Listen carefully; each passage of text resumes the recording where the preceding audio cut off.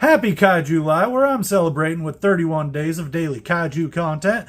I'm super stoked because we're continuing our month-long marathon into Godzilla King of the Monsters, the classic Marvel comic series by Doug Moench and Trimpe. So let's dive in and get to it. Here we can see the original issue in the middle here. On the left we have the omnibus with the new coloring. On the right we have the black and white essential volume. Wow! All three look really cool and striking. I can dig it. But this right here, the cover, I'm noticing is one of the least different in the actual shading. My original copy looks very close to how it looks in the actual omnibus.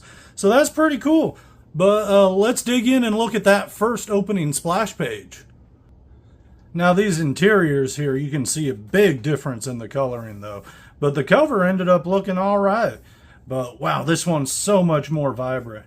And how cool does that monster look in the black and white? So freaky looking, like a giant tortoise with tentacle eyes coming out of its neck. Super gross. So the issue kicks off with Rob and his Red Ronin robot confronting this giant monster here. Then Godzilla just suddenly teleports in front of him. He don't know what's up. But man, this battle is pretty cool because this guy just gets to it. He's got that turtle-esque thing going on, and he's got rocket feet, so I gotta think that he's inspired by Gamera. But either way, he's a lot more creepy looking. And this tussle's real cool. And Rob just gets right into the action going after the guy, and you know, he realizes real quick that Godzilla's not with the other dude, and they both go to double teaming on the fella. But there are other monsters too, and they show up as well. And I love the design of this guy, and his laser tail is nothing to scoff at. But they're both real cool. This guy's got a Kirby munching thing going. Very fun. I love how this looks with the scale, just how big these creatures and robot are in comparison to this city. So very cool. Great monster designs. I love it. This bit here is great with him just unleashing an atomic blast on that fella. So cool. This guy reminds me of a Ultraman style villain. I love it with the giant gaping maw too. We get more back with these aliens and exposition with their whole galactic struggle and war. But what you really need to know is these guys are good guys, these guys are bad guys. I love the look on this army fella's face, or should I say National Guard fella's face, as he's just pointing at all the carnage going on.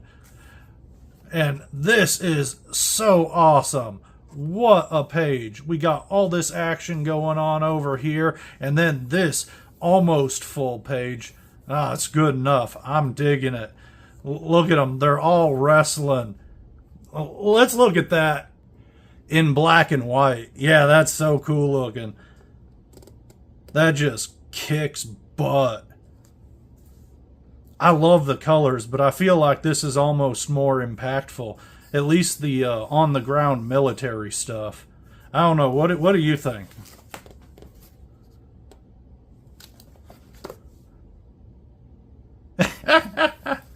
I dig it. So awesome, though. So much fun.